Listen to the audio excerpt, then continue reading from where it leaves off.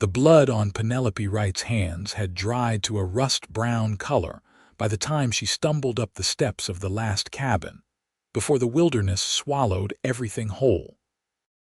Behind her, 3 days of walking through the Montana Territory wilderness had left her dress torn, her shoes nearly destroyed, and her hope hanging by the thinnest thread imaginable.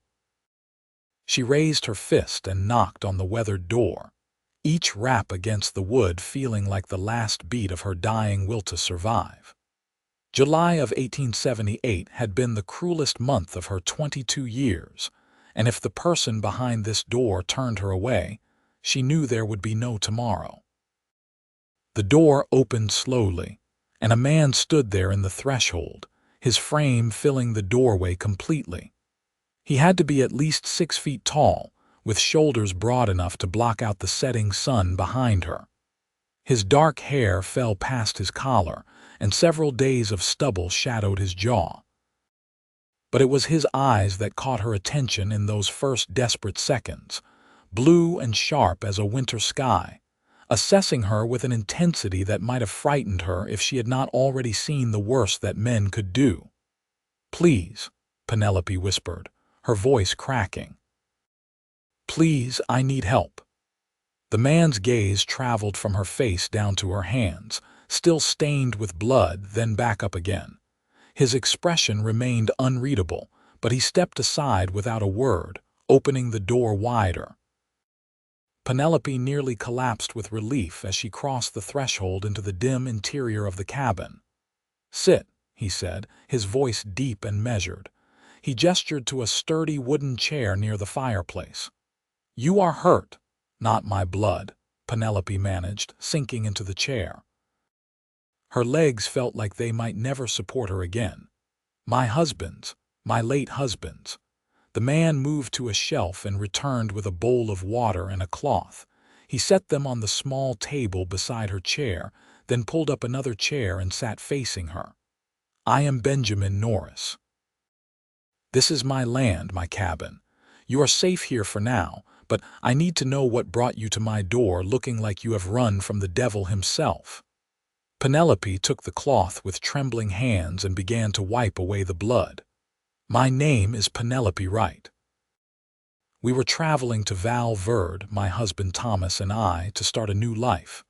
We had a small wagon, not much in it, just what we needed to begin again." Her throat tightened as the memories rushed back. 3 days ago, we were camped near the Yellowstone River.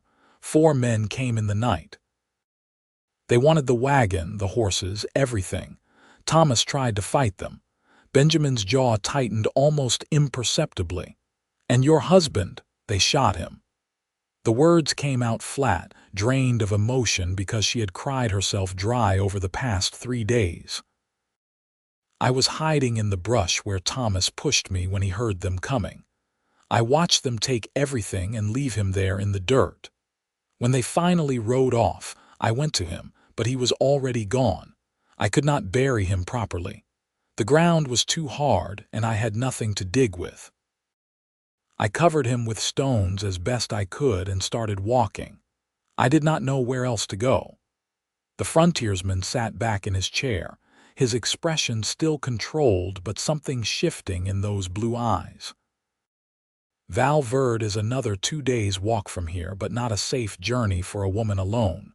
Those men who attacked you, did you see their faces? It was dark, but I saw enough. One had a scar across his cheek, white against tanned skin. Another was missing part of his ear." Penelope set down the cloth, her hands still shaking. "I know what they looked like, but what good does that do me? I have nothing now. No money, no food, no way to get to Val Verde or anywhere else. I am completely alone." Benjamin stood and walked to the fireplace, adding a log to the flames.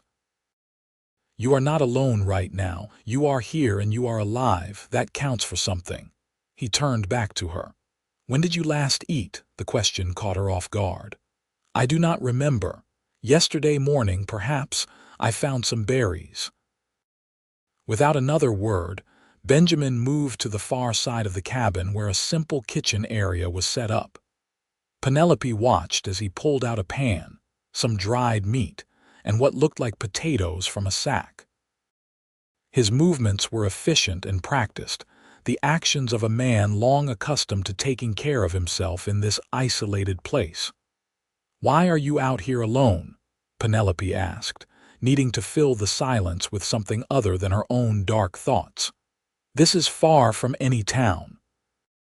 "That is the point," Benjamin replied, slicing the potatoes with quick, precise cuts. "I scout for the army sometimes, track game, trap in the winter. I prefer the company of mountains to the company of most people, present circumstances excepted." Despite everything, Penelope felt the corner of her mouth twitch in what might have been the ghost of a smile. "I am sorry to intrude on your solitude. Do not be. You needed help and I am here. That is how it should be." He set the pan over the fire. "My mother raised me to believe that turning away someone in need is the fastest way to lose your own humanity. She was a wise woman. Cholera took her when I was 17. My father died 2 years before that, hunting accident. After that, I worked odd jobs, moved around, eventually ended up out here. Been in this cabin for 5 years now." He stirred the food in the pan, the smell of cooking meat making Penelope's stomach clench with hunger. "It suits me, the quiet. At least it did until tonight." Penelope studied him as he cooked, this man who had opened his door to a blood-stained stranger without hesitation. His clothes were worn but clean, his cabin sparse but well-maintained. Everything about him spoke of a life stripped down to essentials, no frills or unnecessary complications. And yet he had taken her in without question, was feeding her, speaking to her with a gentleness that seemed at odds with his rugged appearance. "Here." Benjamin handed her a plate piled with food. "Eat slowly, or you will make yourself sick." The food was simple but delicious, and Penelope had to force herself to follow his advice and not devour everything at once. Benjamin sat across from her with his own plate, eating in companionable silence while the fire crackled between them. Outside, darkness had fallen completely, and through the single window, Penelope could see the vast expanse of stars that seemed so much brighter out here than they ever had back in Philadelphia, where she had grown up. "I do not know what I am going to do," Penelope said quietly when she had finished eating. "I have no money, no family out here. Thomas's parents are back east, but I have no way to contact them, and even if I could, I am not sure they would help me. They did not approve of our marriage." Benjamin set his plate aside. "Why is that? I was a school teacher. Thomas was the son of a wealthy merchant. His parents had grander plans for him than marrying someone of my station." The old bitterness crept into her voice. "But Thomas did not care about that. He said he loved me, and that was all that mattered. We married against their wishes and decided to come west to start fresh, away from their disapproval. He sounds like he was a brave man. He was. And now he is gone, and I am left with nothing but the clothes on my back and the memory of his blood on my hands." Penelope felt tears threatening again and blinked them back fiercely. "I am sorry. You did not ask to hear my troubles."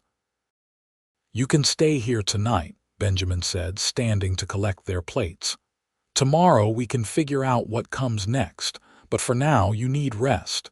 You can have the bed. I will sleep out here by the fire." "I cannot take your bed. You can and you will." "I have slept in far worse places than a comfortable chair by a warm fire." His tone left no room for argument. "The bed is through that door. There is water in the pitcher if you want to wash. Sleep as long as you need." Penelope wanted to protest further, but exhaustion crashed over her like a wave. She nodded and stood on unsteady legs, making her way to the small room Benjamin had indicated. The bed was simple but clean, with thick quilts that looked handmade. She sank onto it, still fully clothed. not even bothering to remove her ruined shoes. The last thing she saw before sleep claimed her was the thin line of firelight under the door, and the shadow of Benjamin Norris moving quietly in the main room, standing guard over her broken dreams. The nightmares came as she knew they would. Thomas's face, the sound of gunshots, the spreading dark stain on his chest. She woke gasping sometime in the deepest part of night, tears streaming down her face, a scream caught in her throat. Before she could fully orient herself, the door opened and Benjamin was there, a rifle in one hand. "What is wrong? Are you hurt?" "No, I am sorry. It was a dream, just a dream." Penelope wiped at her eyes, embarrassed. "I did not mean to wake you." Benjamin set the rifle aside and came to sit on the edge of the bed. In the darkness, she could barely make out his features, but she could feel the solid warmth of his presence. "You have been through hell. Bad dreams are to be expected. You want to talk about it?" "There is nothing to talk about. It was just everything that happened, playing over and over in my mind." She pulled the quilt tighter around herself. "I keep thinking about what I could have done differently, if there was some way I could have saved him." "There was not," Benjamin said with quiet certainty. 4 armed men against one. Your husband did the only thing he could. He made sure you survived. Do not dishonor his sacrifice by wishing you had died too." The words were harsh but somehow comforting in their directness. "How do you know that is what I was thinking?" "Because I have seen that look before in my own eyes when my parents died. I thought if I had been a better son, worked harder, been stronger, maybe I could have prevented it. But some things are beyond our control. All we can do is keep living, keep moving forward." He stood. "Try to sleep again. I will be right outside if you need anything." "Benjamin," Penelope called as he reached the door. "Thank you for everything." He paused, his silhouette framed in the doorway. "You do not need to thank me for being decent. That should be the baseline, not the exception." Then he was gone, the door closing softly behind him. Penelope lay back down, but sleep was elusive now. She stared at the ceiling, thinking about this strange man who had become her unexpected savior. There was something about him that felt solid, dependable, like a mountain that would not move no matter how hard the winds blew. She had known him for only a few hours, but already she felt safer than she had in days. Maybe safer than she had felt in years, if she was honest with herself. Morning came too soon and too bright, sunlight streaming through the small window.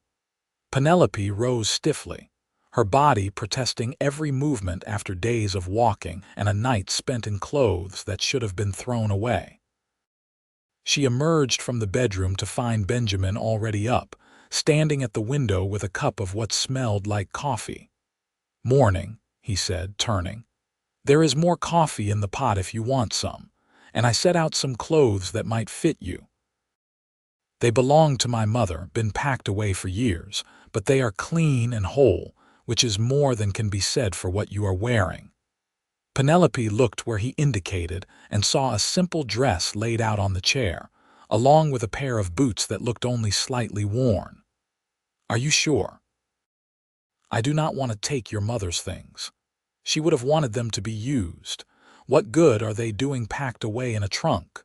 Benjamin poured her a cup of coffee and handed it to her. "Change when you are ready. I need to check my traps this morning, but I will be back by noon. You will be safe here. The rifle is loaded and over the door if you need it, though I do not expect any trouble. You are leaving me here alone. Do you want to come with me? It is a few miles of rough hiking." Penelope thought about her abused feet and aching legs. "No, I will stay here." "I trust you." Something shifted in Benjamin's expression at those words, a softening around his eyes. "I will be back soon. Make yourself at home. There is food in the larder if you get hungry." After he left, Penelope changed gratefully into the clean dress. It was a bit loose on her, as Benjamin's mother must have been a larger woman, but it felt like heaven compared to her ruined clothes. She washed as best she could with the water from the pitcher, scrubbing away the last traces of blood and dirt, wishing she could scrub away the memories just as easily. The cabin was small but cozy, everything in its place. Penelope found herself wandering around, studying the few personal touches. A carved wooden box on a shelf, empty now but made with obvious care. A pair of snowshoes hanging on the wall, the leather straps worn smooth with use.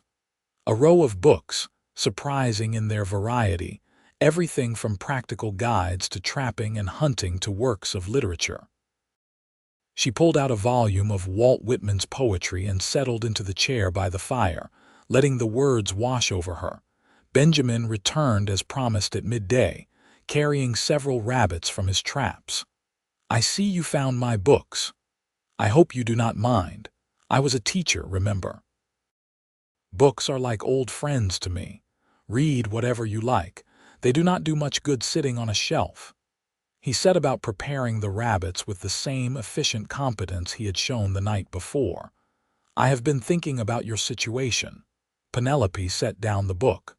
"And Val Verde has a school, but I heard the last teacher left 2 months ago.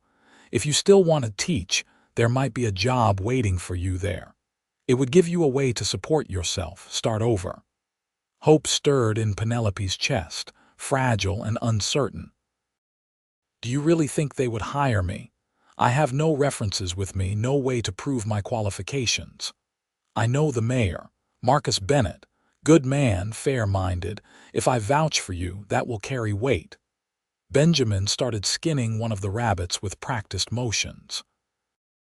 "But getting you there is the first problem. Like I said, it is 2 days on foot, and after what happened to you and your husband, I will not send you out there alone. I cannot ask you to leave your home to escort me. You are not asking, I am offering." He glanced up at her. "My traps can wait." "This is more important." "Why?"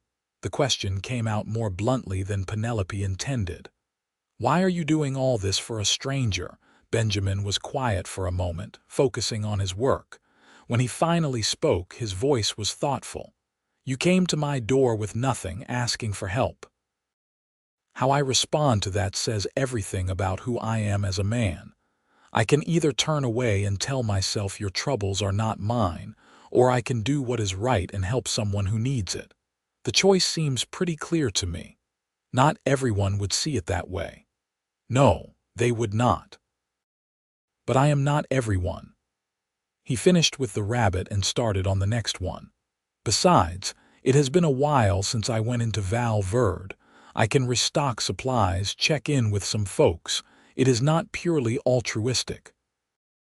They fell into a comfortable rhythm over the next hours, preparing and cooking the meal, cleaning up afterward.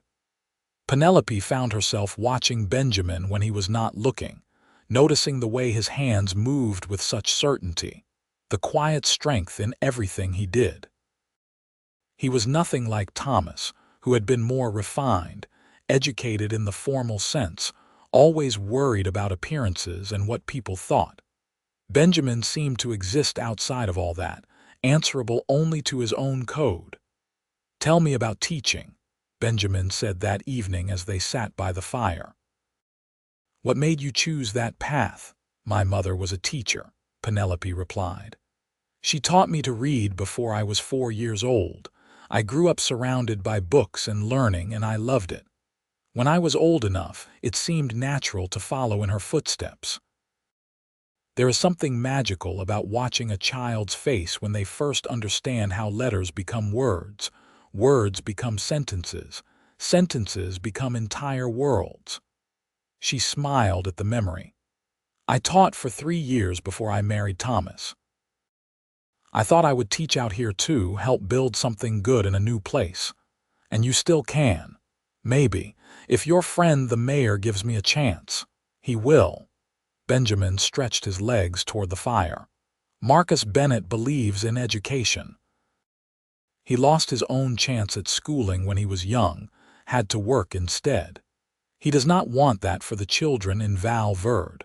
A qualified teacher showing up will be an answer to prayer for him. An answer to prayer. The phrase resonated with Penelope in a way she had not expected. How many prayers had she whispered alone over the past few days, begging for help, for hope, for some sign that she would survive this nightmare? And then she had knocked on Benjamin's door, and he had answered. Not with grand promises or empty sympathy, but with food and shelter and practical help. With kindness. "Benjamin, can I ask you something personal?" "You can ask. I might not answer, but you can ask. Is there a reason you live out here alone? Was there ever someone special, someone you thought about building a life with?" He was quiet for so long that Penelope thought he might not respond. Then he sighed. "There was someone a long time ago. Sarah was her name. We were young, thought we had everything figured out. But she wanted the town life, wanted society and neighbors and all the things that come with that. I wanted this, the mountains, the solitude. Neither of us was willing to compromise, so we went our separate ways. Last I heard, she married a banker in Helena and has 3 children. You ever regret it?" "Sometimes. Usually in the dead of winter when the snow is piled to the windows and I have not spoken to another human in weeks."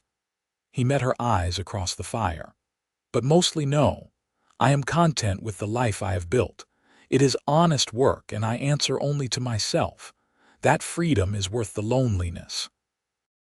I am not sure I could do it, live alone like this. I think I would go mad with only my own thoughts for company. You might surprise yourself. People are more resilient than they think." Benjamin stood. "We should get some sleep. I want to leave at first light tomorrow. The sooner we get you to Val Verde, the sooner you can start putting your life back together." That night, Penelope slept better. The nightmares kept at bay by exhaustion and the strange sense of security that came from knowing Benjamin was just beyond the door. When she woke to pre-dawn darkness and the sound of Benjamin moving around the cabin, she felt something she had not felt in days, ready to face whatever came next. They set out as the sun was painting the eastern sky in shades of pink and gold. Benjamin had packed supplies in a leather satchel that he carried easily over one shoulder, along with his rifle. He set a pace that was steady but not punishing, clearly mindful of Penelope's still recovering strength. The Montana Territory spread out around them in all its wild beauty, mountains rising in the distance, pine forests giving way to open meadows dotted with wildflowers. They saw deer in the early morning light, a family of them grazing without fear. An eagle circled overhead, riding the thermals with lazy grace. Under different circumstances, Penelope might have found it breathtaking. As it was, she could only think about Thomas, about how he would never see sights like this again. "You are quiet," Benjamin observed after they had been walking for a few hours, "just thinking. About your husband. Is it that obvious? You have that faraway look people get when they are visiting ghosts." He adjusted the satchel on his shoulder. "It will get easier with time. Not better, maybe, but easier. You sound like you speak from experience. I told you about my parents. Losing them both so young, I had to learn how to carry that grief and still function. Eventually, you figure out how to put one foot in front of the other. You do it for so long that it becomes automatic, and then one day you realize you went a whole hour without thinking about what you lost. Then a whole day. The grief never goes away completely, but it stops being the only thing you feel." They stopped to rest and eat near a stream, the water running clear and cold over smooth stones. Penelope knelt at the edge and splashed water on her face, letting it shock away the melancholy that had settled over her. "Can I ask you something?" Benjamin said as he handed her some dried meat and hardtack. "Your marriage to Thomas. Were you happy?" The question took Penelope by surprise. "Why do you ask?" "Curiosity, I suppose. You said his parents disapproved that you married him anyway and left everything behind to come west. That is either the action of a woman deeply in love or a woman running from something. I am trying to figure out which. Penelope chewed slowly, considering her answer. I thought I was happy. Thomas was kind to me, kinder than other men who courted me. He valued my mind, did not think it strange that I wanted to keep teaching after we married. But looking back now, I wonder if I loved him or if I loved the idea of him. Does that make sense? It does. He represented escape from a life that felt too small, too confined. My parents were gone, I had no real family left, and teaching was satisfying but lonely. Thomas offered me partnership, adventure, a chance to start fresh. I cared for him deeply, but was it love, the kind of love people write poems about? She shook her head. I do not know. And now I never will, because he is gone and I cannot ask him if he felt the same way. For what it is worth, I think you are being too hard on yourself. Not every love story is poetry. Sometimes it is just two people trying to make something good together, and that is enough. They continued walking after their rest. And as the day wore on, Penelope found herself studying Benjamin with renewed interest. This man who lived alone in the wilderness, who seemed so self-sufficient and content in his solitude, and yet who spoke with such insight about human nature and emotion. He was a contradiction, rough on the outside but thoughtful underneath. As if sensing her attention, Benjamin glanced over. What is going on in that teacher's mind of yours? I was just thinking that you are not what I expected when you opened that door 2 nights ago. And what did you expect? I do not know. Someone rougher, maybe. More gruff. You have this reputation of being a frontiersman, living alone in the mountains, but you quote poetry and talk about feelings like someone who has spent time really thinking about these things. Benjamin gave a soft laugh. Just because a man chooses to live in the wilderness does not mean he has to be an ignorant brute. My mother made sure I could read and write before she died. After that, books became my companions. You can learn a lot from books, including how to think about the world and your place in it. Did you ever want to do something else? Become a doctor or lawyer, something that required that education? No. This is what I am meant to do. I know these mountains can track game that most men would never see, can survive in conditions that would kill someone unprepared. Those are valuable skills out here, and I help people sometimes, guiding them through difficult terrain, finding lost travelers, scouting for the army like I mentioned. It might not be respectable by Philadelphia standards, but it is good work. I did not mean to suggest otherwise. I know. But people make assumptions. A man like me, living the way I do, must be running from something or lacking the intelligence to do better. Truth is, I chose this life with my eyes wide open, and I would not trade it for anything. They made camp that evening in a small clearing sheltered by tall pines. Benjamin built a fire with quick efficiency and set about preparing their dinner, while Penelope gathered pine needles to soften the ground where they would sleep. The sky above them deepened from blue to purple to black, stars emerging one by one until the entire canopy sparkled. "It is beautiful out here," Penelope said, sitting near the fire and warming her hands. "I can see why you love it. It has its moments." Benjamin handed her a plate. "Tomorrow we should reach Val Verde by late afternoon. Marcus will likely have questions about where you came from and what happened. How much do you want me to tell him? The truth. What else is there? The truth can be told in different ways.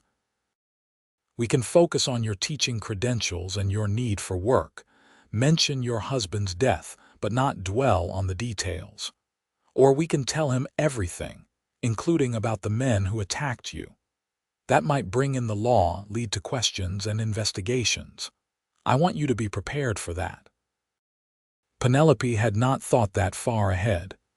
If there is a chance those men could be caught and punished, then yes, I want the law involved. They murdered Thomas. They should answer for that. Agreed. Just wanted to make sure you were ready for what that might mean. You will have to recount what happened, maybe multiple times. It will not be easy. Nothing about any of this has been easy, but if talking about it means justice for Thomas, then I will do it. They ate in companionable silence, and afterward, Benjamin laid out bedrolls on opposite sides of the fire. The temperature was dropping as night deepened, and Penelope was grateful for the blankets Benjamin had brought. She lay on her back, looking up at the stars, and tried to imagine what tomorrow would bring. "Benjamin," she called softly into the darkness. "Yeah, I am scared. About tomorrow, about starting over in a place where I know no one except you. What if it does not work out? What if they do not hire me, or I cannot do this alone?" There was a rustling as Benjamin shifted in his bedroll. "Fear is natural, but you are stronger than you think. You survived 3 days alone in the wilderness after watching your husband die. You made it to my door when you could have given up. You have more courage than most people show in a lifetime. Val Verde is going to be lucky to have you." His words settled over her like a warm blanket, chasing away some of the chill. "Thank you for believing in me. I am not sure I believe in myself right now. You will. Give it time." Penelope closed her eyes and listened to the crackle of the fire, the distant call of an owl, the soft sound of Benjamin's breathing across from her. Slowly, she drifted off to sleep, and for the first time since Thomas's death, she slept without nightmares. The next day dawned clear and bright, promising heat as the sun climbed higher. They broke camp quickly and set off again, Benjamin leading the way with sure steps. As the morning progressed, the terrain began to change, becoming less wild and more marked by human presence. They saw fence posts marking property lines, a distant cabin with smoke rising from its chimney, and eventually a rough road that Benjamin said led directly into Val Verde. "We are getting close now," he said. "Another couple hours and we will be there." Penelope's stomach tightened with nervous anticipation. Everything was about to change again, and she was not sure if she was ready. But ready or not, Val Verde was coming into view, a small town nestled in a valley with mountains rising behind it. She could see buildings lined up along what must be the main street, and in the distance, the white steeple of a church rising above the other structures. "It is bigger than I expected," Penelope said. "Val Verde is a supply town for the ranches and mines in the area. Maybe 300 people live here full-time, more during cattle season. It has everything you need, though. General store, doctor, saloon, hotel, and a school building that was built 2 years ago with high hopes and not enough teachers to fill it." They walked down the main street, drawing curious looks from the people they passed. Penelope was acutely aware of how she must look, wearing a dress that was too big for her, her face probably still showing the strain of recent days. Benjamin seemed unbothered by the attention, nodding to a few people who greeted him by name. He led her to a building near the center of town with a sign that read Mayor's Office and Land Registry. Inside, a man with graying hair and a neatly trimmed beard looked up from a desk covered in papers. His face broke into a smile when he saw Benjamin. "Benjamin Norris, as I live and breathe. I have not seen you in town for months. What brings you down from your mountain retreat? Hello, Marcus. I brought someone who needs your help." Benjamin gestured to Penelope. "This is Penelope Wright. She is a qualified teacher, and I hear you have been looking for one." Marcus stood and came around the desk, his expression shifting to curiosity. "A teacher? Well, that is interesting timing. Please, both of you, sit down. Tell me everything." Over the next hour, Penelope recounted her story, with Benjamin filling in details where needed. Marcus listened intently, his expression growing more somber as she described the attack that killed Thomas. When she finished, he leaned back in his chair and let out a long breath. "Mrs. Wright, I am deeply sorry for your loss. What happened to you and your husband is a tragedy, and I promise we will do everything we can to find the men responsible." He paused. "As for the teaching position, I would be honored to have someone of your qualifications in our school. I will be honest with you, though. The pay is modest, $40 a month plus use of the teacher's quarters attached to the school building. It is not much, but it is honest work and the town supports its teacher. $40 a month. Penelope tried to calculate whether that would be enough to live on. It was not generous, but it was more than nothing, which was what she had now. "I accept," she said. "When would you like me to start?" "School starts again in 2 weeks. That gives you time to settle in, review the materials, meet some of the families. The previous teacher left everything in place, so you will have books and supplies to work with." Marcus smiled. "I think this is going to work out well, Mrs. Wright. Val Verde needs someone like you." After working out the details and signing papers, Marcus walked them to the school building, a sturdy structure made of fresh-cut lumber that still smelled of pine. The teachers' quarters were modest but clean, one room with a bed, a small stove, a table and chairs, and a window that looked out onto the mountains. "It is not much," Marcus apologized, "but the previous teacher said it was comfortable enough." "It is perfect," Penelope said, and meant it. After spending the last few nights either sleeping on the ground or in Benjamin's cabin, this little room felt like a palace. "Thank you, Mayor Bennett. You have given me a chance to rebuild my life, and I will not let you down." "I know you will not. Benjamin's word is good enough for me, and he clearly believes in you." Marcus shook both their hands. "I will leave you to get settled. If you need anything, my office is always open." After Marcus left, Penelope turned to Benjamin, suddenly aware that this might be goodbye. "So this is it. I am settled. You have fulfilled your promise to help me. I suppose you will want to get back to your cabin." Benjamin was standing by the window looking out at the street. "I suppose I should. My traps will not check themselves." But he did not move to leave. Instead, he turned to face her. "Are you going to be all right here?" "I will have to be. This is my life now. Val Verde is a good town and Marcus will look out for you, but if you ever need anything, my cabin is not that far.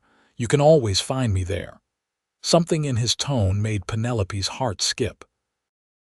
"Will you come visit? Check on how I am doing? Do you want me to?"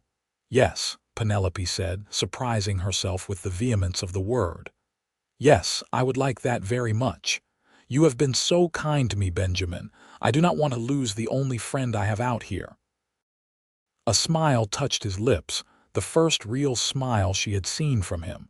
It transformed his face, making him look younger and less guarded. "Friends, then. I will come by in a few weeks, see how you are settling in." "I would like that." They stood looking at each other for a long moment, and Penelope felt something shift in the air between them, a recognition of something neither of them was quite ready to name. Then Benjamin cleared his throat and moved toward the door. "Take care of yourself, Penelope Wright. Teach those children well." "I will, and Benjamin, thank you for everything. You saved my life.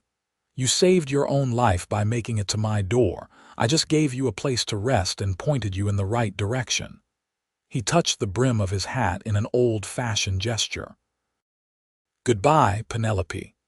Then he was gone, and Penelope was alone in her new home. She sank onto the bed and let the reality wash over her. 1 week ago, she had been married and traveling to a new life with Thomas. Now Thomas was dead, she was a widow in a strange town, about to start a job that would define her future. It was too much to process all at once, but underneath the grief and uncertainty, there was something else. Hope. Small and fragile, but there. She had survived the worst days of her life, and she was still standing. She had a job, a place to live, and a future that was her own to shape. And she had Benjamin, who had shown her that there were still good people in the world, still reasons to keep going. The next 2 weeks passed in a blur of activity. Penelope threw herself into preparing for the school year, reviewing the curriculum the previous teacher had left behind, meeting with parents and organizing the classroom. Val Verd's children ranged in age from 6 to 14, with varying levels of education. Some could barely read, while others were quite advanced. It would be a challenge to teach them all in one room, but Penelope relished the challenge. Marcus kept his promise about investigating the attack on Thomas. The sheriff, a capable man named Frank Dawson, took a detailed statement from Penelope and sent out word to other towns and settlements about the men she had described.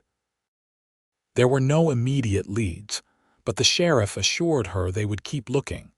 The women of Val Verde were welcoming, bringing Penelope small gifts to help her settle in.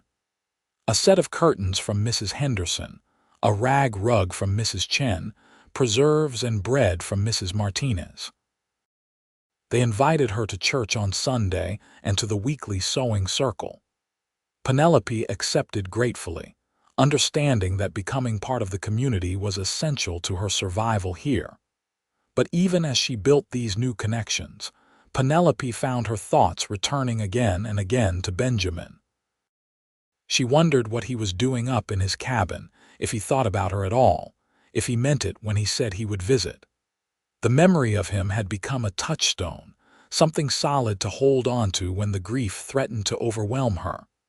The school year started on a warm September morning. 23 children filed into the classroom, their faces showing everything from excitement to apprehension. Penelope stood at the front of the room and smiled at them. "Good morning. My name is Mrs. Wright, and I am your new teacher. I know some of you are nervous about being here, but I promise you that this classroom is a safe place. A place where questions are encouraged, mistakes are how we learn, and every single one of you has value. Now, let us begin." The day flew by in a whirlwind of names and faces, of assessing reading levels and math skills, of establishing rules and routines.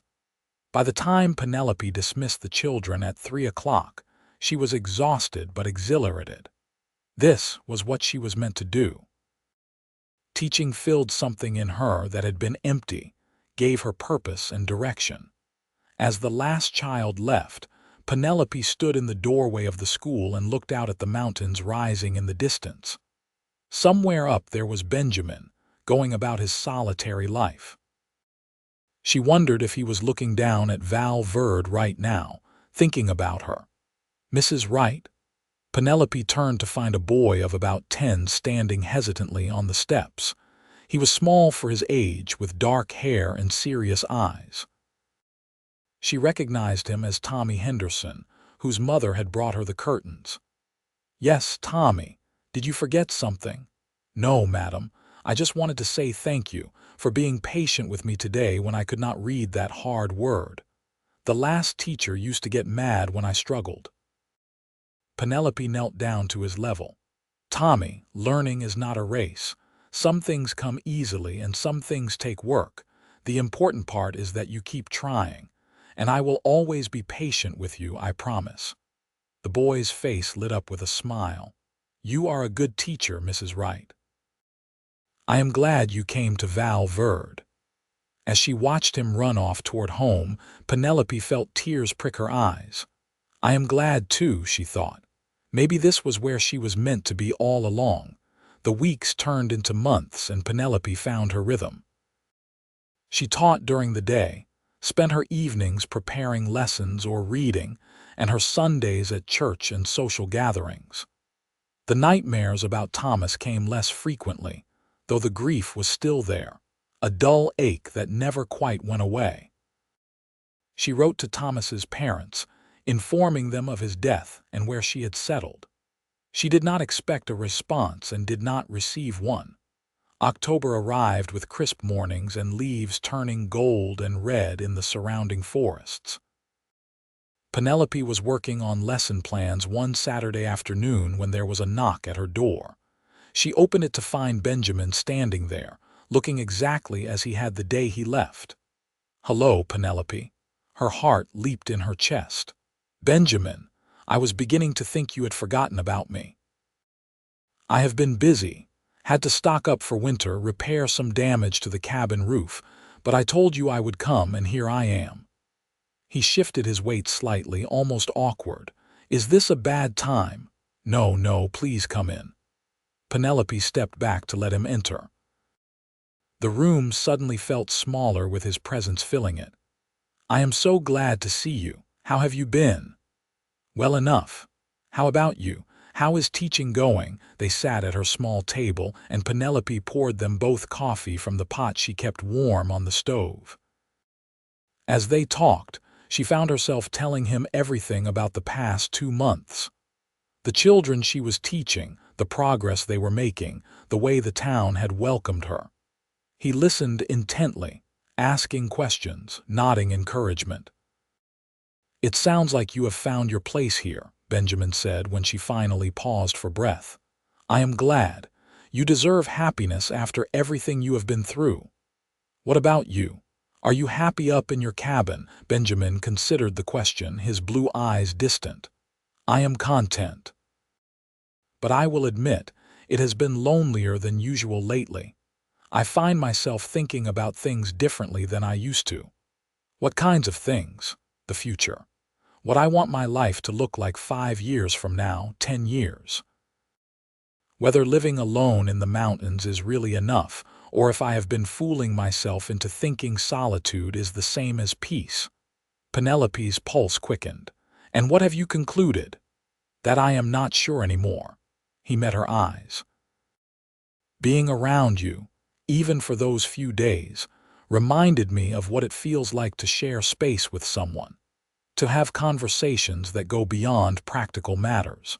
To care about how someone else's day went. I am not sure I can go back to pretending that is not important." The air between them felt charged with possibility. Penelope knew she should be cautious, should protect her still healing heart.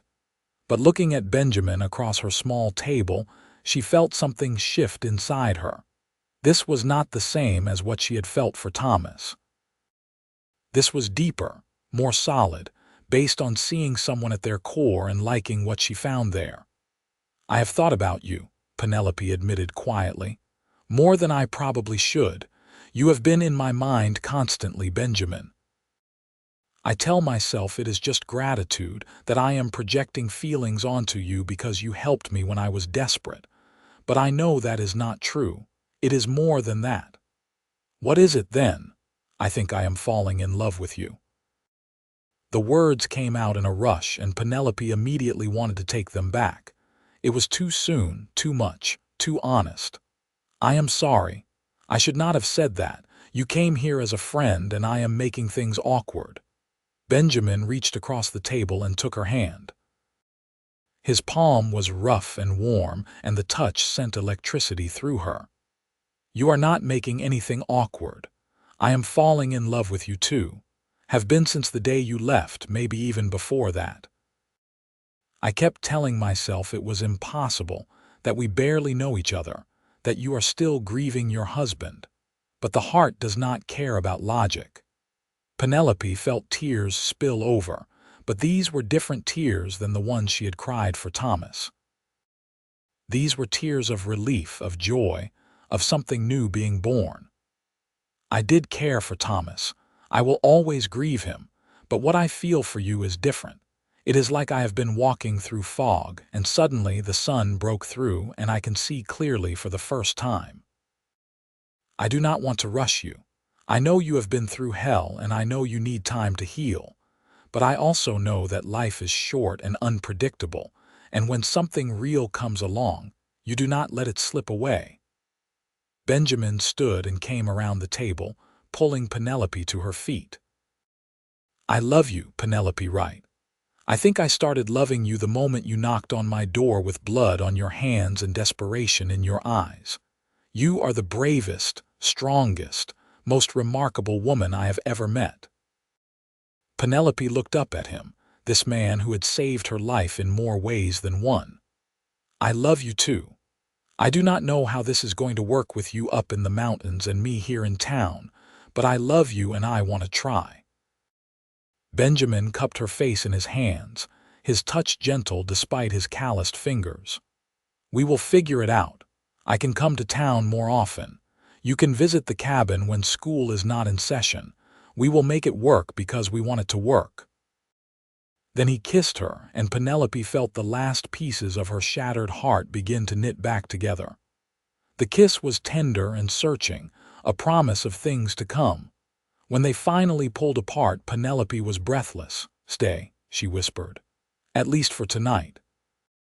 I do not want you to leave yet. Are you sure? People will talk. Let them talk. I am a widow and you are a respectable man. We are not doing anything wrong," she smiled. "Besides, you can sleep on the floor. I have extra blankets." They spent the evening talking, sharing stories from their pasts, their hopes for the future. Benjamin told her about his childhood, about the father who taught him to hunt and track, the mother who made sure he never forgot the importance of kindness. Penelope told him about growing up in Philadelphia, about the loneliness of being the only child of older parents, about discovering her love of teaching. As night fell, they sat by the window and watched the stars emerge. Benjamin pointed out constellations, telling her the stories behind their names. Penelope leaned against his shoulder, feeling safer and more content than she had in longer than she could remember. "I should probably let you sleep," Benjamin said eventually, though he made no move to pull away. "Not yet. Just a little longer." They stayed there until Penelope's eyes grew too heavy to keep open.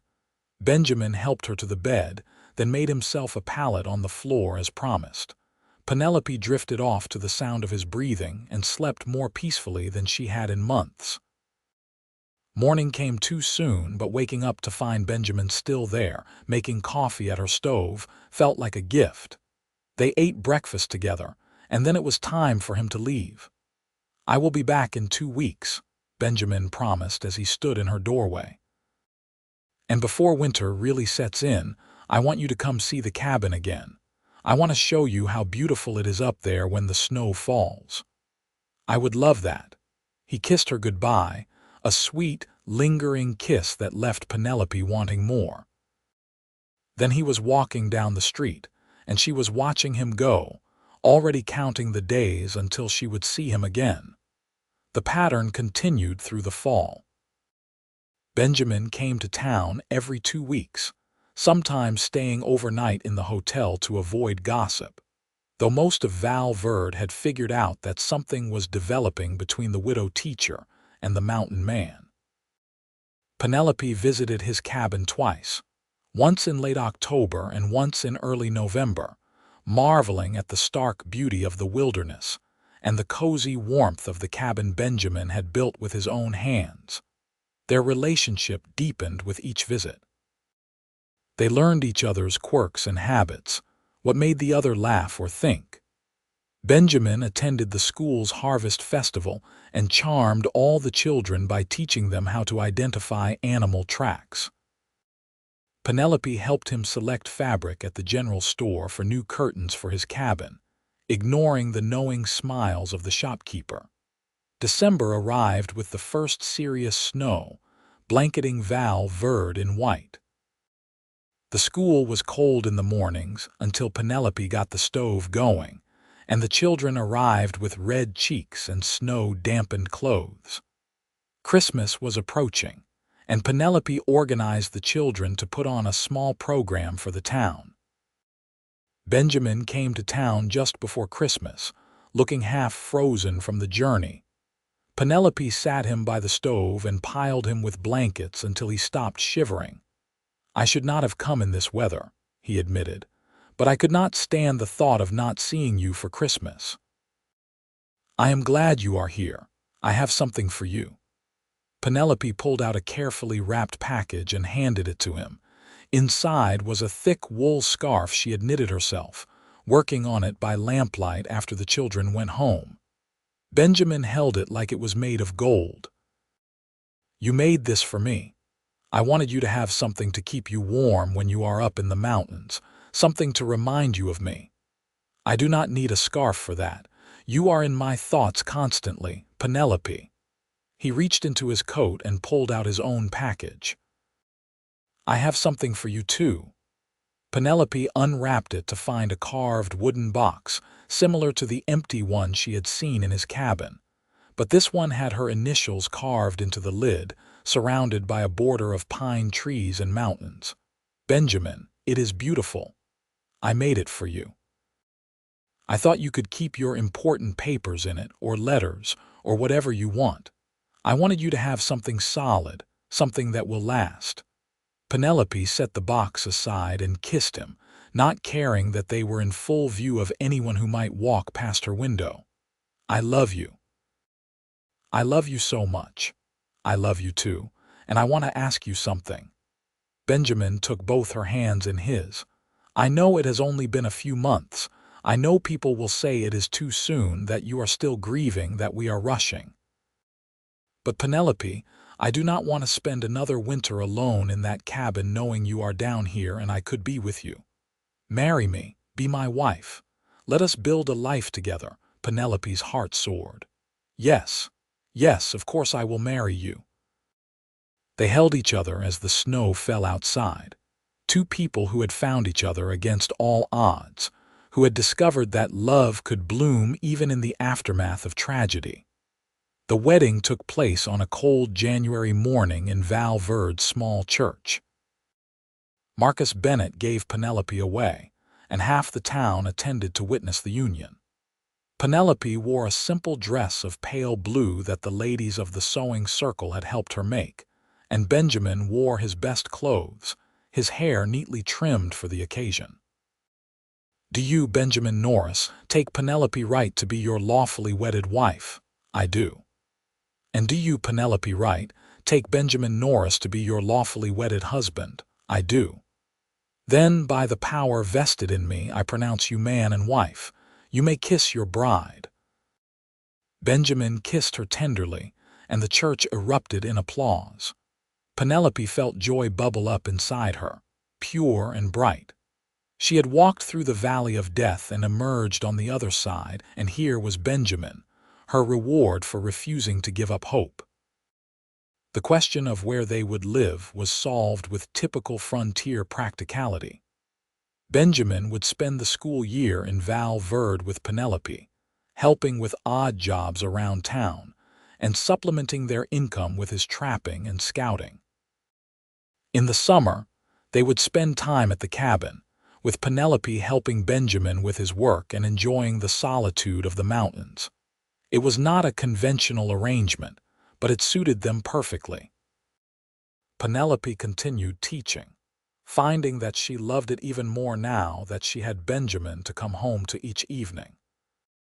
He attended school events, helped repair the school building when it needed work, and became a favorite among the children, who loved his stories about tracking and wilderness survival. The years passed in a rhythm of seasons and shared joys. The sheriff eventually caught the men who had killed Thomas, and while the trial brought back painful memories, it also gave Penelope closure. She could finally lay that chapter of her life to rest and fully embrace her future with Benjamin. 2 years after their marriage, Penelope discovered she was pregnant. The news filled both of them with a mix of excitement and trepidation. Pregnancy was dangerous on the frontier, and they both knew women who had died in childbirth. But Penelope was healthy and strong, and Val Verde had a good doctor. Their son was born on a warm June evening in 1881.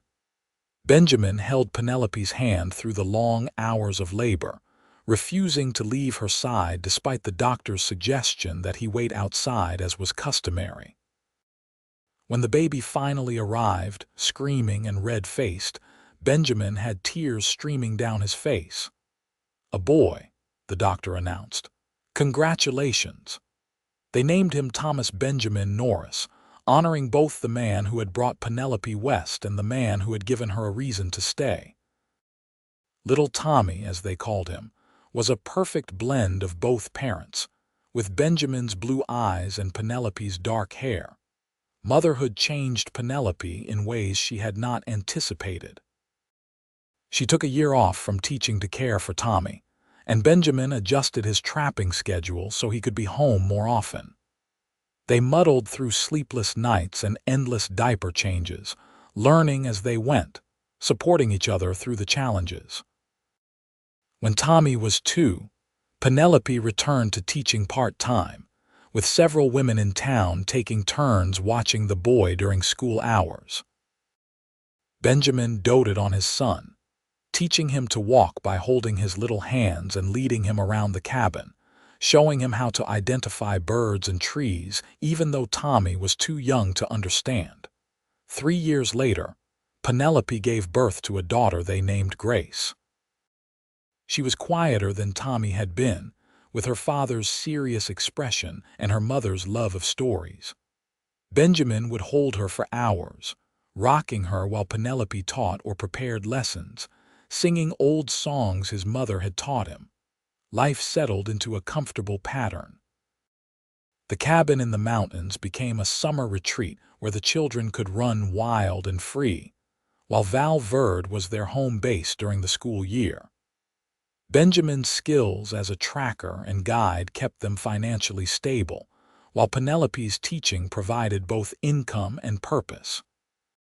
Tommy grew into a thoughtful boy who loved books as much as his mother did.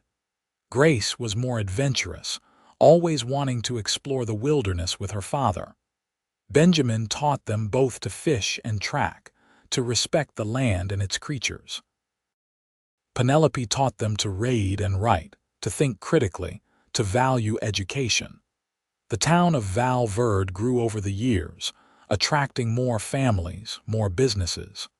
The school expanded, and eventually, Penelope had help in the form of a second teacher. She became something of an institution in the town, the woman who had arrived with nothing and built a life through sheer determination and grace. Marcus Bennett remained a good friend, as did Sheriff Dawson and many of the families whose children Penelope had taught. She and Benjamin hosted dinners at their home, attended church socials, became woven into the fabric of the community.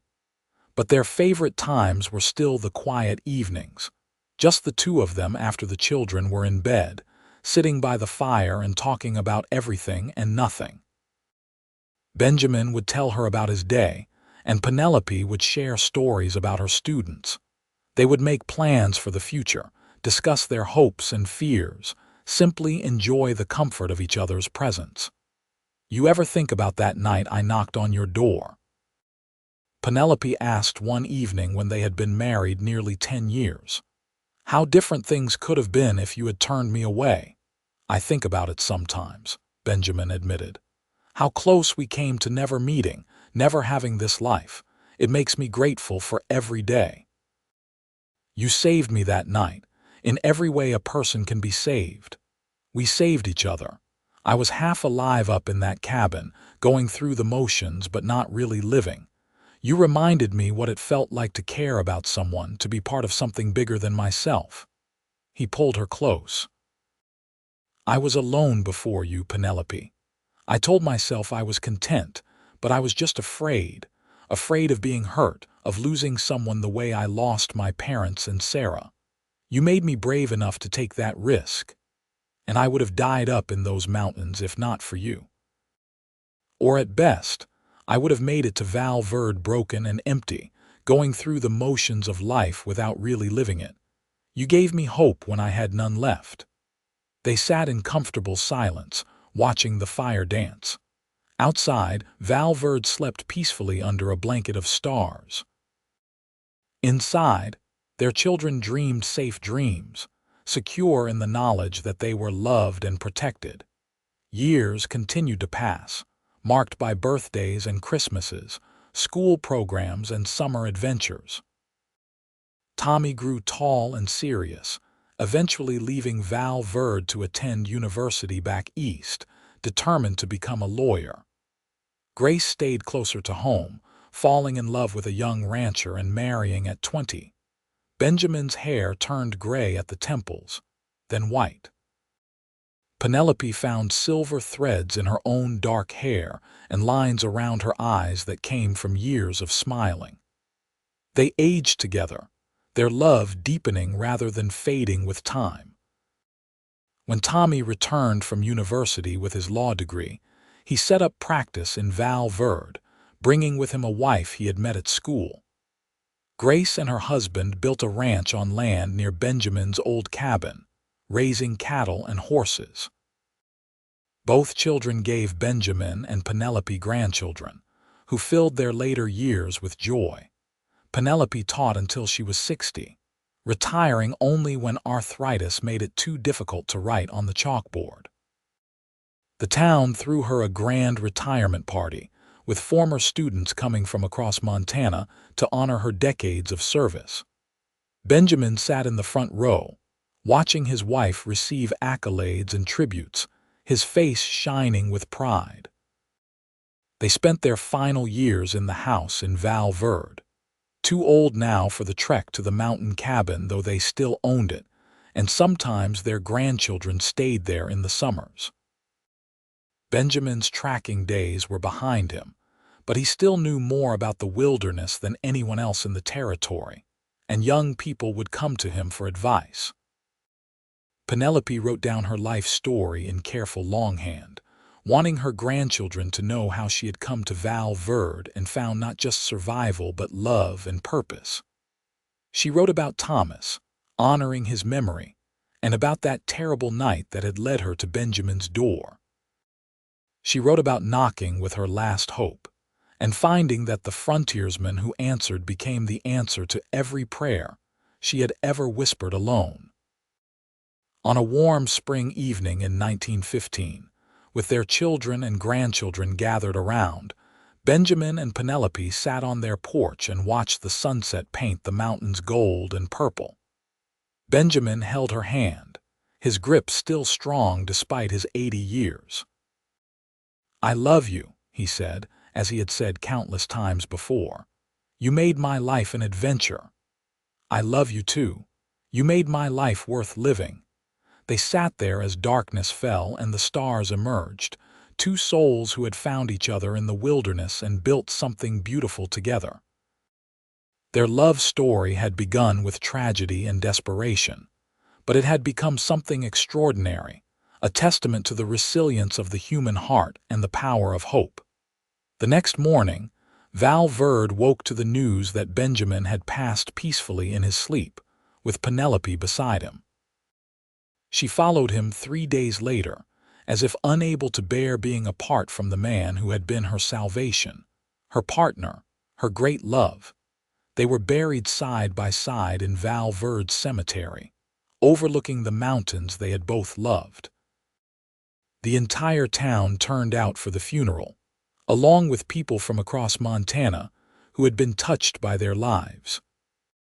Tommy spoke movingly about his parents' love story, about how his mother had knocked on a stranger's door with nothing but hope, and how his father had opened that door and changed both their lives forever. "They taught us that love can grow from the darkest circumstances," Tommy said, his voice thick with emotion. "That courage means putting one foot in front of the other even when you cannot see the path ahead. That kindness to a stranger is never wasted. My parents built a life of meaning and purpose from the ashes of tragedy, and they did it together, supporting each other every step of the way." Grace added her own tribute, talking about how her father had taught her to be brave and her mother had taught her to be compassionate. They were partners in the truest sense, equal in their love, in their respect for each other, in their commitment to building something good. The world is better because they were in it. In the years that followed, their grandchildren told and retold the story of Penelope and Benjamin. how she had stumbled out of the wilderness to knock on a cabin door, how he had taken her in and helped her rebuild her life, how they had fallen in love and created a family. The wooden box Benjamin had carved for Penelope was passed down through the generations, still holding her most treasured letters and mementos. The cabin in the mountains stood for decades more, a testament to Benjamin's skill and craftsmanship. Eventually, it was restored and maintained by their descendants, becoming a place where the family gathered to remember their remarkable ancestors. Val Verde continued to grow and change, but it never forgot Penelope Wright Norris, the teacher who had shaped generations of students, or Benjamin Norris, the frontiersman with a heart of gold. A plaque was placed at the school in Penelope's honor, and a mountain peak near Benjamin's cabin was unofficially renamed Norris Peak by the locals. Their love story became legend in Montana territory, passed down through families and communities.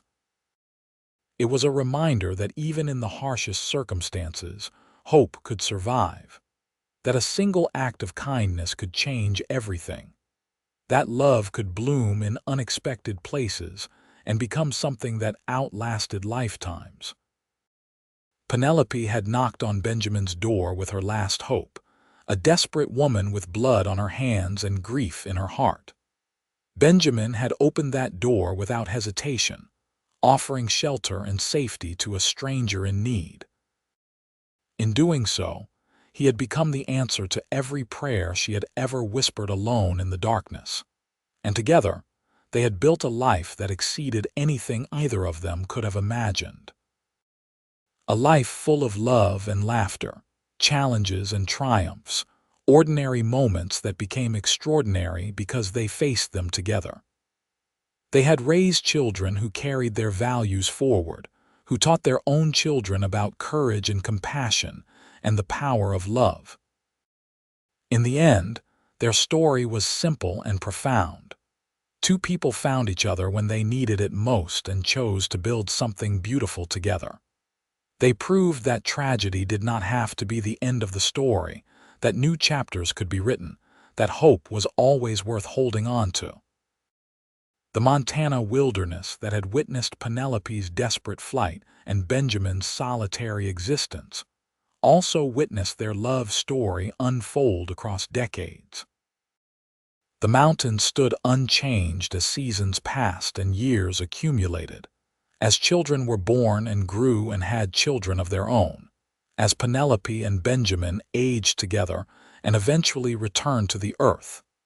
But the impact of their lives rippled outward in ways they could never have fully known.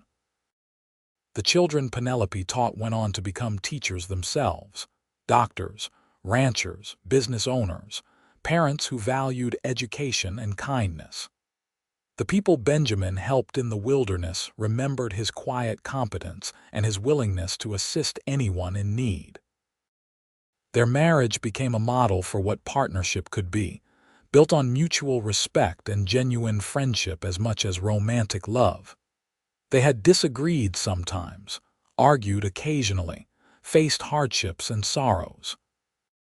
But they had always faced them together, never letting the difficulties drive them apart. Grace would later tell her own children that the secret to her parents' happy marriage was simple. They chose each other every day. Not just on their wedding day, but every morning when they woke up and every evening when they went to bed. They made the conscious choice to love and support and honor each other. That daily choice, repeated thousands of times over decades, was what transformed a desperate knock on a cabin door into a love story for the ages. Tommy would add that his parents had taught him the difference between surviving and thriving. His mother had survived the attack that killed Thomas, survived the desperate walk through the wilderness, survived the first difficult months in a new town. But she had thrived once she found love and purpose, once she had Benjamin beside her and teaching to fill her days. That was the lesson Tommy carried with him always. Survival was not enough. You had to find what made life worth living. The story of Penelope and Benjamin spread beyond Val Verde, beyond Montana, passed along by traveling merchants and circuit preachers, written up in local newspapers, and eventually making its way into history books about the frontier. It resonated because it captured something fundamental about the human experience in the West: the possibility of reinvention, the importance of community, the way love could flourish even in harsh conditions. Historians would note that Penelope and Benjamin's story was not unique in its basic elements. Many women lost husbands on the journey west.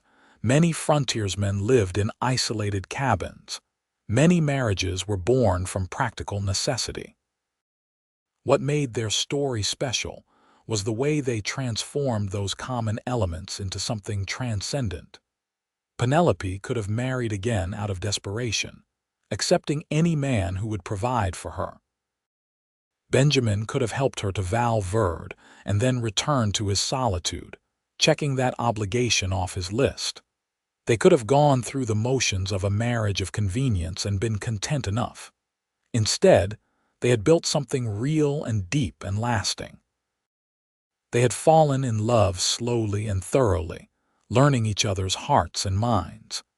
They had created a partnership where both people grew and flourished. They had shown that frontier marriage could be about more than survival, that it could be about joy and companionship and genuine connection. The wooden box Benjamin carved for Penelope became a symbol of their love in family lore. It was not expensive or fancy, but it was made with skill and care, built to last, given with love. It represented everything their marriage had been: solid, handcrafted, built to weather the years. Inside that box, Penelope had kept letters Benjamin wrote her during his occasional trips away from Val Verde, dried flowers from their wedding, drawings their children made, locks of hair from each grandchild. She had kept a small stone from the stream where Benjamin proposed, a pressed leaf from the tree under which they had picnicked on their 5th anniversary, a ribbon he had given her for no reason except that it matched her eyes. These small tokens told the story of a life fully lived, of love expressed in countless small gestures as much as grand declarations. They reminded future generations that it was the accumulation of ordinary moments that made a marriage extraordinary. Grace inherited the box and kept it in a place of honor in her home, showing it to her own children and explaining what each item meant. When those children grew up and had families of their own, they would bring their children to see great-grandmother Penelope's memory box, and the story would be told again. And always, the story would begin the same way. She knocked on his door with her last hope. She was desperate and alone, with blood on her hands and grief in her heart. She knocked, not knowing if anyone would answer, not knowing if she would live to see another sunrise. He opened the door. He could have turned her away, but he did not. He took her in, gave her food and shelter, helped her rebuild her life. And in doing so, he became the answer to every prayer she had ever whispered alone in the darkness. The love that grew between them was not immediate or simple. It was built gradually, through conversations by the fire and shared meals, through the journey to Val Verde and the months of learning each other afterward. It was built on respect and friendship, on seeing the best in each other and choosing to nurture that goodness. Their wedding was not the end of the story, but the beginning of decades of partnership. They faced challenges together, raising children in a harsh environment, balancing Benjamin's need for wilderness with Penelope's commitment to teaching, weathering financial difficulties and illnesses and the 100 small crises that make up any long life. Through it all, they held on to each other and the love they had built. They reminded each other why they had chosen this life, this partnership. They celebrated victories together and comforted each other through sorrows. They grew old together with grace and dignity, never taking for granted the gift they had been given when the end came for both of them in 1915. They had been married for 34 years. Those years had been full and rich, marked by more joy than sorrow, more laughter than tears. They had built something that would outlast them, not just in their children and grandchildren, but in the example they set and the story they left behind. That story would be told and retold for generations, inspiring people facing their own dark nights, their own desperate situations.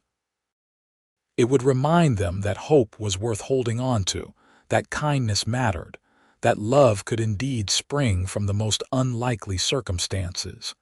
Penelope had knocked with her last hope. Benjamin had answered and become her salvation. Together, they had created a love story that proved the human spirit's capacity for resilience, growth, and connection. They had shown that even the darkest beginning could lead to a life of meaning, purpose, and deep, abiding love. And so their story lived on, passed down through time, a testament to the power of hope and the transformative nature of love. It reminded people that sometimes the most important moments in life come from the smallest decisions. To open a door, to offer help, to choose kindness over indifference. Penelope and Benjamin's legacy was not measured in wealth or fame, but in the lives they touched and the love they shared. They had lived fully and loved deeply, and in doing so, they had created something beautiful that would never be forgotten. Their story was complete, their ending peaceful, their love eternal.